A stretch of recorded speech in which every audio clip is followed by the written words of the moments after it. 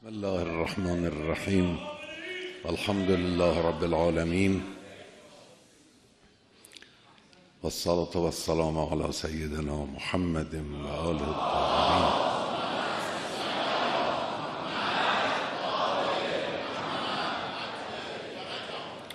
تبریک عرض میکنم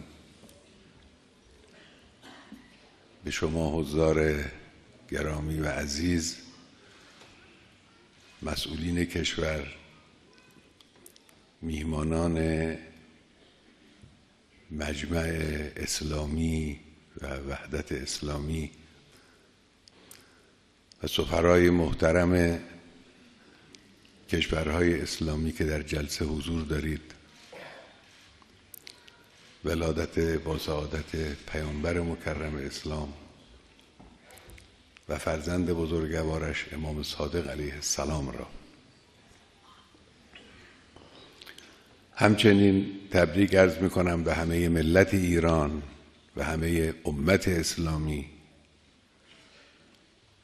و به همه آزادگان عالم، اون کسانی که برای فضیلت و اخلاق و تلاش و جهاد در راه فضیلت و اخلاق ارزش قائلند. به اونها هم تبریک عرض میکنم. ولادت پیغمبر اکرم صلی الله علیه و آله و سلم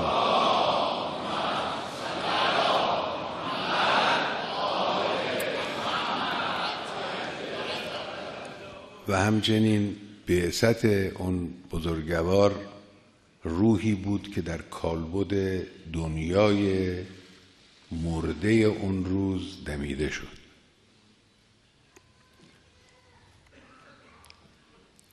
اون دنیا به ظاهر زنده بود، حکومت‌ها، سلطنت‌ها، تلاش‌ها، فعالیت‌ها برقرار بود، اما در اون دنیا مرگ انسانیت بود، مرگ فضیلت بود. اون چه بود جفا بود، ظلم بود، تبعیض بود، قساوت بود، فضیلت ها مرده بود. رسول اکرم خودش و دعوتش در اون دنیا روحی دمیدند. این که عرض میکنیم دعوتش و خودش، چون خود پیغمبر هم تجسم اسلام بود. از همسر مکرم پیغمبر اسلام نقل شده است که گفت کان خلقه القرآن، قرآن مجسم بود. پیغمبر و دینش در آن دنیای مرده روحی دمیدند. استجیبوا لله و للرسول اذا دعاکم لما یحییکم. حیات بود اون چه او آورد برای اون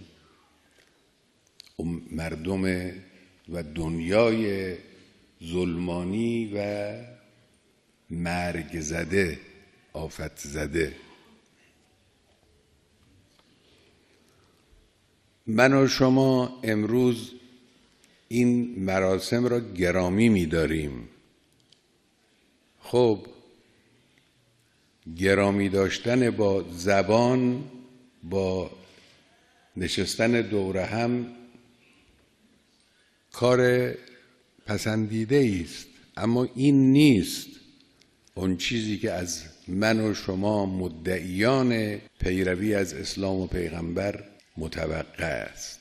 این کافی نیست. ما هم باید در صدد اون باشیم که در دنیای مرده امروز، در دنیای آفت زده امروز روحی بدمیم. امروز هم دنیا دچار ظلم است، دچار قساوت است، دچار تبعیض است. در امروز هم مرگ فضیلت عزای بزرگ آدمیان است. فضیلت‌ها به وسیله ابزارهای قدرت‌های مادی سرکوب می‌شوند، عدالت سرکوب می‌شود، انسانیت و اخلاق سرکوب می‌شود. انسان‌ها به دست قدرتمندان بی‌محابا خونشون بر زمین جاری می‌شود. ملت‌هایی به خاطر غارت زده بودن به وسیله قدرت‌ها از گرسنگی جان میدن. این وضع امروز دنیاست. این هم مثل همون جاهلیت دوران قبل از ظهور اسلام است. این هم جاهلیت است. امت اسلامی امروز وظیفه‌اش تنها این نیست که به یادبود ولادت پیغمبر یا بعثت پیغمبر جشن برپا کند. این کار کوچکی است، کار کمی است نسبت به اون چه وظیفه اوست. دنیای اسلام امروز وظیفه دارد مثل خود اسلام، مثل خود پیغمبر روحی در این دنیا بدمد، فضای جدیدی ایجاد کند، راه تازه‌ای رو باز کند. ما به این پدیده‌ای که در انتظار آن هستیم میگیم تمدن نوین اسلامی. ما باید دنبال تمدن نوین اسلامی باشیم برای بشریت. این تفاوت اساسی دارد با اون چه که قدرت‌ها درباره بشریت فکر می‌کنند و عمل می‌کنند. این به معنای تصرف سرزمین‌ها نیست. این به معنای تجاوز به حقوق ملت‌ها نیست. این به معنای تحمیل اخلاق و فرهنگ خود بر دیگر ملت‌ها نیست. این به معنای عرضه کردن هدیه الهی به ملت هاست تا ملت ها با اختیار خود، با انتخاب خود، با تشخیص خود راه درست رو انتخاب کنند. راهی که امروز قدرت های جهان ملت ها رو به اون راه کشوندند راه غلطی است، راه گمراهی است. این وظیفه امروز ماست. یک روزی مردم اروپا با استفاده از دانش مسلمین و فلسفه مسلمین توانستند از این دانش و فلسفه استفاده کنند و یک تمدنی را برای خودشون شالوده ریزی کنند. این تمدن البته تمدن مادی بود. از قرن 16 و 17 میلادی اروپایی ها شروع کردند شالوده ریزی یک تمدن جدید. چون مادی بود از ابزارهای گوناگون بی محابا استفاده کردند. به سمت استعمار رفتند، به سمت مغلوب کردن ملت ها رفتند، به سمت غارت کردن ثروت ملت ها رفتند. از یک طرف هم در درون خودشون رو تقویت کردند با علم و با فناوری و با تجربه. این تمدن رو حاکم بر عالم بشریت کردند. این کاری بوده است که در طول 4 قرن 5 قرن اروپایی ها انجام دادند. این تمدنی که اونها به دنیا عرضه کردند جلوه های زیبایی از فناوری و سرعت و سهولت و ابزارهای زندگی رو در اختیار مردم گذاشت، اما خوشبختی انسانها رو تأمین نکرد، عدالت را برقرار نکرد، به عکس بر فرق عدالت کوبید، ملت‌هایی رو اسیر کرد، ملت‌هایی رو فقیر کرد، ملت‌هایی رو تحقیر کرد، در درون خود هم دچار تضادها شد، از لحاظ اخلاقی فاسد شدند، از لحاظ معنوی پوک و پوچ شدند.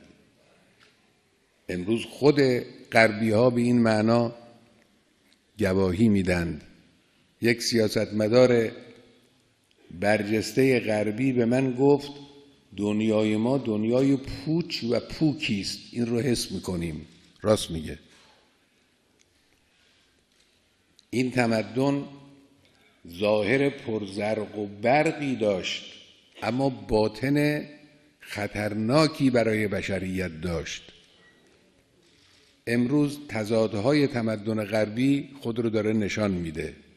در آمریکا یک جور، در اروپا یک جور، در مناطق تحت سلطه اینا هم در سراسر دنیا یک جور. امروز نوبت ماست. امروز نوبت اسلام است. و تلک الایام نداولها بین الناس. امروز نوبت مسلمین است که با همت خود تمدن نوین اسلامی رو شالوده ریزی کنند. ما حرفی نداریم. همچنانی که اروپایی ها اون روز از دانش مسلمین استفاده کردند، از تجربه مسلمین استفاده کردند، از فلسفه مسلمین استفاده کردند، ما امروز از دانش جهان استفاده می‌کنیم، از ابزارهای موجود جهانی استفاده می‌کنیم برای برپا کردن تمدن اسلامی، منتها با روح اسلامی، با روح معنویت. این وظیفه امروز ماست. این خطاب به عمدتاً خطاب به علمای دین و روشنفکران راستین است. بنده چندان امیدی به سیاستمدارها دیگه ندارم. قبلها تصور میشد که سیاستمداران دنیای اسلام در این راه بتوانند کمک کنند. متاسفانه این امید ضعیف شده است. امروز امید ما به علمای دین در سراسر دنیای اسلام و به روشنفکران راستین که غرب را قبله خودشون ندانند، امید به اونهاست. و این ممکن است. نگویند این کار شدنی نیست. این کار شدنی است. این کار شدنی است. این کار عملی است. دنیای اسلام ابزارهای فراوانی دارد. ما جمعیت خوبی داریم، سرزمین‌های خوبی داریم، موقعیت جغرافیایی برجسته‌ای داریم، منابع طبیعی بسیاری در دنیای اسلام داریم، نیروهای انسانی با استعداد و برجسته‌ای در دنیای اسلام داریم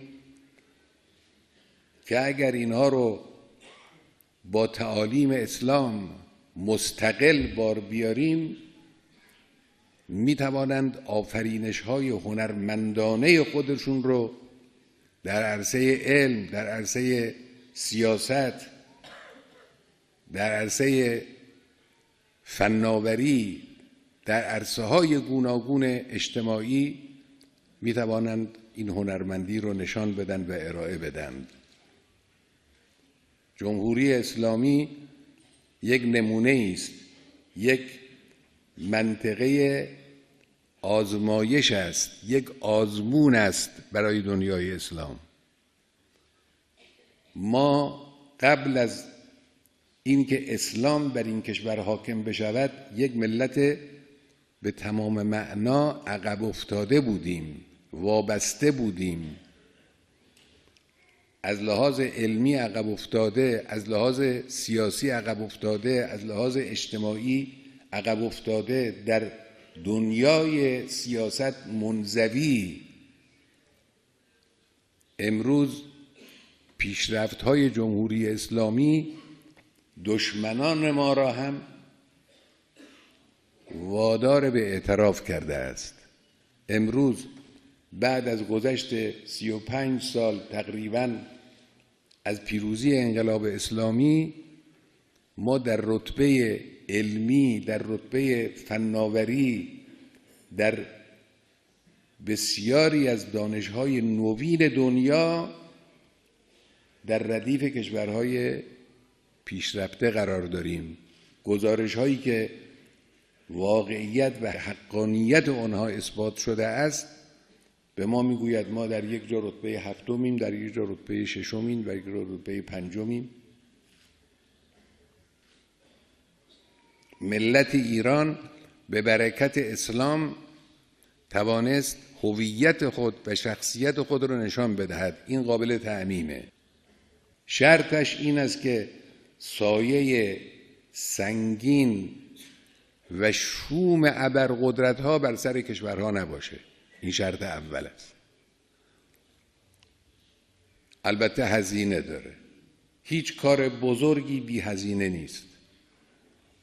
من در این مجلس سنگین و مهم که شخصیت‌های مهمی بزرگی در این مجلس حضور دارن، میخواهم این رو بگویم که امت اسلامی با یک تلاش مجاهدانه و مجدانه میتواند تمدن اسلامی باب این دوران را طراحی کند، شالودریزی کند، به ثمر برساند، اون رو در مقابل بشریت قرار بده. ما به زور هیچ کس رو به اسلام دعوت نمی کنیم.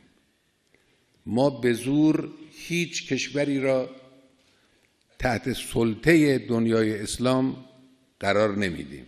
ما مثل اروپایی ها عمل نمی کنیم. ما مثل آمریکا عمل نمی کنیم.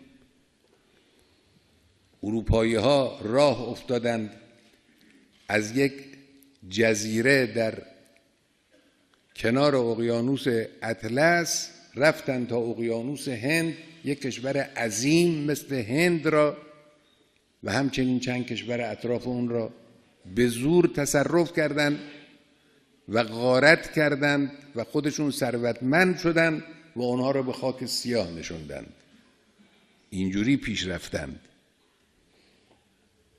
امروز هم همون کار را با روش‌های دیگر، با شیوه‌های دیگر دارن در دنیا انجام میدن. با پول دیگران، با سرمایه دیگران، با ثروت دیگران، با محصول کار دیگران برای خودشون پیشرفت درست میکنن و ظاهر خودشون را آرایش میدن. البته باطن داره خراب میشه، باطنشون داره میپوسه. همونطور که عرض کردیم دارن پوک و پوکتر میشن. اون چه که شما به دست بیارید، شما مسلمان ها به دست بیارید، دشمنان شما رو ناخشنود خواهد کرد. اون چه که برای شما مصیبت وارد بشود، اونها رو خرسند و خوشحال خواهد کرد.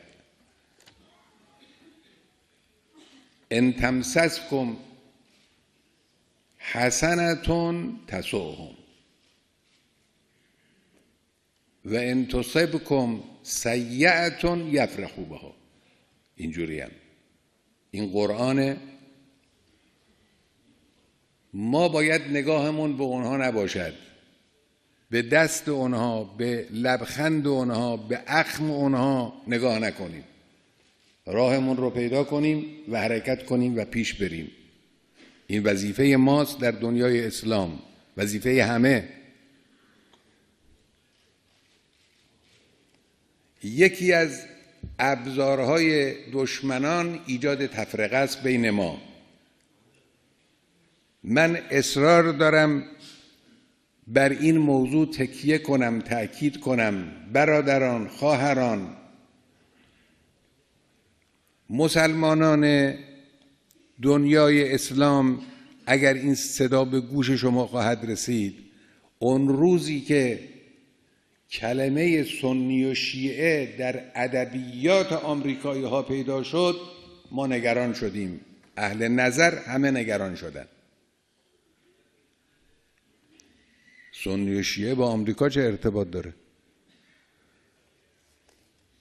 فلان سیاستمدار یهودی صهیونیست آمریکایی که جز شرارت علیه اسلام و مسلمین از او ممکن نیست سر بزند، او چه کار داره که بیاد بین سنی شیعه در دنیای اسلام قضاوت بکنه؟ راجع به سنی یک چیزی بگه، راجع به شیعه یک چیزی بگه. از وقتی ادبیات سنی و شیعه در کلمات آمریکایی ها ظهور پیدا کرد، اینجا کسانی که اهل فهم و دقت بودن نگران شدن، فهمیدن که یک کار جدید در شرف انجام است و تحقق پیدا کرد. ایجاد جنگ بین شیعه و سنی سابقه دارد. انگلیسی ها در این کار ماهرند. ما سوابق زیادی داریم، اطلاعات فراوانی داریم از گذشته ایجاد دعوا و اختلاف و کینه بین سنی و شیعه که به وسیله عوامل انگلیسی، چه در اینجا چه در دولت عثمانی سابق چه در کشورهای عربی، به وجود می آمد برای اینکه اینها رو به جان هم بیاندازند. لکن نقشه‌ای که امروز آمریکایی ها در این زمینه دارن نقشه خطرناکتری است. طرفداری از فرقه‌ای در مقابل فرقه دیگر در درون دنیای اسلام، آیا این ما رو خوشحال میکنه؟ اگر از ما طرفداری کردن ما باید خرسند بشیم؟ نه، ما باید غصه دار بشیم. ببینیم ما چه نقطه ضعفی در ما دیدند که میخواهند از اون نقطه ضعف استفاده کنند و ابراز طرفداری از ما میکنن. اینا با اصل اسلام مخالفن. اینا با اصل اسلام مخالفن. اون چه که واقعیت قضیه است در ماجرای 11 سپتامبر آمریکا در نیویورک و اون قضیه انفجار برج‌ها، اونجا رئیس جمهور وقت آمریکا گفت جنگ صلیبی است. او راست گفت. او آدم بدی بود، اما این حرفش حرف راستی بود. دعوای بین اسلام و استکبار، البته او گفت مسیحیت صلیبی، اما دروغ میگفت. مسیحی ها در درون دنیای اسلام با امنیت کامل زندگی میکردند. امروز هم در کشور ما اینجوره، در بعضی کشورهای دیگر هم اینجوره. اون مقصودش دعوای بین قدرت استکباری، قدرت‌های مسلط عالم با اسلام بود. این درست بود. اون حرف صادقانه‌ای بود. این آقایان فعلی حاکم بر آمریکا که میگن ما با اسلام موافقیم، با فلان فرقه اسلامی مخالفیم، با فلان فرقه مخالفیم، اینا دروغ میگن. اینا نفاق می‌ورزند و ریاکاری میکنند. اینا هم با اصل اسلام مخالفند. راه رو در ایجاد دعوا و جنگ بین مسلمان ها پیدا کردن. یک روزی این اختلاف به عنوان پان ایرانیسم و پان ترکیسم و پان عربیسم و از این قبیل چیزها مطرح می شد. او خیلی کاربرد نداشت. امروز به نام مذهب می خواهند اختلاف ایجاد کنند، جوانها رو به جان هم بیاندازن. وقت نتیجه این میشه که فرقه های تروریستی مثل داعش و امثال اینها با پول وابستگان به آمریکا، با کمک سیاسی آمریکا، با همراهی همپیمانان آمریکا تولد پیدا میکنند و امکان نشاط پیدا میکنند و این فجایع رو در دنیای اسلام به وجود میارن. نتیجه میشه این. دروغ میگن اینها اگر میگن ما با شیعه مخالفیم با سنی موافقیم. نه خیر. آیا فلسطینی ها شیعن یا سنیان؟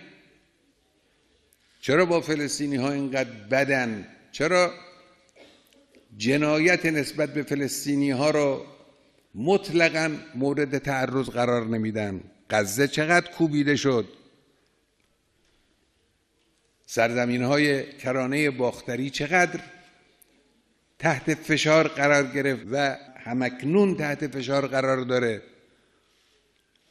اونا که شیعه نیستن، اونا سنی هن. مسئله شیعه و سنی نیست برای آمریکایی ها. هر مسلمانی که بخواهد با اسلام، با احکام اسلامی و قوانین اسلامی زندگی کند و برای اون مجاهدت کند و در راه اون حرکت کنه، دشمن خود به حساب میارن. یک سیاستمدار آمریکایی باش مصاحبه کردن، مصاحبهگر از او میپرسه که دشمن کیست؟ دشمن آمریکا کیست؟ او در جواب میگه دشمن آمریکا تروریسم نیست. دشمن آمریکا مسلمان ها هم نیستند. دشمن آمریکا اسلامگرایی است. اسلامگرایی یعنی مسلمان تا وقتی بی تفاوت راهشو بگیره بیاد بره و انگیزه ای نسبت به اسلام نداشته باشه، احساس دشمنی با او نمی کنند. اما وقتی اسلام گرایی به میان آمد، پایبندی و تقید به اسلام و حاکمیت اسلام به میان آمد، پایریزی همون تمدن اسلامی وقتی به میان آمد، دشمنی ها شروع می شود. راست گفته، دشمن او اسلامگرایی است. لذا وقتی بیداری اسلامی در دنیای اسلام رخ میدهد، شما میبینید چقدر دستپاچه میشن، تلاش میکنن، کار میکنن، بلکه ضایعش کنن، بلکه نابودش کنن. یه جاهایی هم موفق میشن. البته من به شما عرض بکنم بیداری اسلامی نابود شدنی نیست. بیداری اسلامی انشاءالله به فضل الهی، به حول و قوه الهی به اهداف خود خواهد رسید.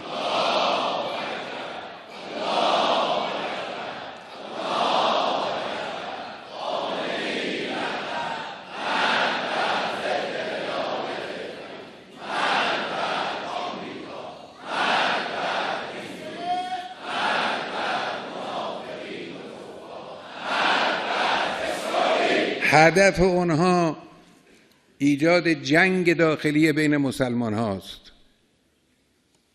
و متاسفانه تا حدودی موفق شدن.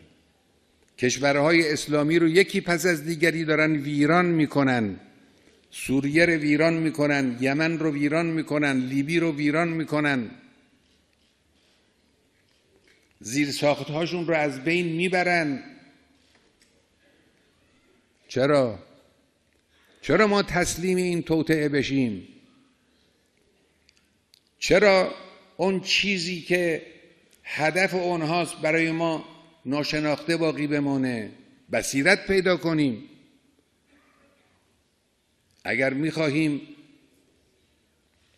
در این راه موفق بشیم باید بصیرت پیدا کنیم. امیرالمومنین علیه السلام فرمود الا ولا يحمل هذا العلم الا اهل البصیرة والصبر. باید بصیرت پیدا کرد، باید صبور بود در این راه. و ان تصبروا و تتقوا لا یضرکم کیدهم شیئا. اگر با بصیرت حرکت کنیم و صبر کنیم و استقامت به خرج بدیم اثری نمیبخشه. اما وقتی که ما هم مثل اونها حرف بزنیم، مثل اونها کار بکنیم، وقت نتیجه این میشه. در بحرین مسلمان ها رو چرا اینجور زیر فشار قرار میدن؟ در نیجریه چرا اون شیخ مصلح تقریبی مؤمن را اینجور فاجعه آفرینی میکنند؟ حدود 1000 نفر از مردم دوربر او را به قتل میرسانند، 6 تا فرزند او رو در 2 سال به شهادت میرسونند. چرا دنیای اسلام در مقابل این فجایع ساکت میماند؟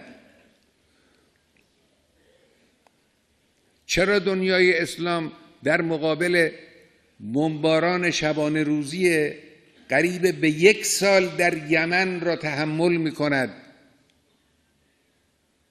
نزدیک به 1 سال 10 ماه و اندکی است. مردم یمن خانهشون، بیمارستانشون، مدرسهشون، جادهشون، افراد بیگناهشون، زن و مردشون زیر بمب‌ها هستند. چرا؟ این منافع دنیای اسلامه؟ سوریه یک جور، عراق یک جور. اهداف آنها اهداف خطرناکی است. اهداف آنها در اتاقهای فکر به قول خودشون طراحی می شود. ما باید بیدار باشیم. عرض کردم امید و تکلیف و مسئولیت متوجه به علمای اسلام و به روشنفکران راستین در دنیای اسلامه. باید با مردم حرف بزنن، با مردمشون حرف بزنن، با سیاستمدارانشون هم حرف بزنن. بعضی از سیاستمداران دنیای اسلام وجدانهای بیداری دارند. اینو ما از نزدیک تجربه کردیم. میتوانند نقش ایفا کنند. من عرضم در این جلسه اینه، ما از یادبود ولادت پیغمبر این بهره رو ببریم که کاری را که اسلام در روز اول کرد که احیای دنیای مرده اون زمان بود، این رو وجهه همت خودمون قرار بدیم. و این احتیاج دارد به عقل، به خردمندی، به تدبر، به بصیرت، به شناخت دشمن رو بشناسیم، توطئه های دشمن رو بشناسیم، فریب دشمن رو نخوریم. خداوند متعال باید به ما کمک کند، ما رو در صراط مستقیم خودش قرار بدهد و ثابت قدم بدارد. شاعر عرب درست گفته است که الدهر یقظان والاحداث لم ینمی فما رقادکم یا افضل الامم. وقتی که دنیای قدرت، دنیای زر و زور متوجه شماست با همه امکانات خود، شما حق ندارید چرت بزنید، حق ندارید خواب برید. پروردگارا ما را اونچنانی که پسند اسلام و دنیاست در این صراط مستقیم راهرو قرار بده. و السلام علیکم و رحمت الله.